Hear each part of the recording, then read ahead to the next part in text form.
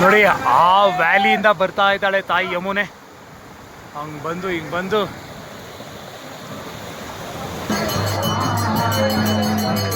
ಪ್ರಾಣ ಪ್ರತಿಷ್ಠಾಪನೆ ನಡೀತಾ ಇದೆ.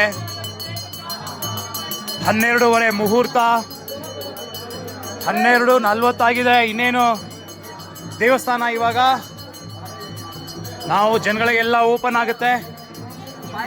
ಇಲ್ಲಿ ಬನ್ನಿ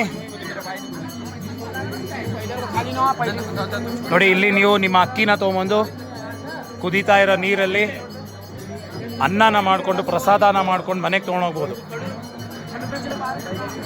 ನೋಡಿ ಅದೇ ಕುದೀತಾ ಇರೋ ನೀರು ಇಲ್ಲಿ ಬಿಡ್ತಾರೆ.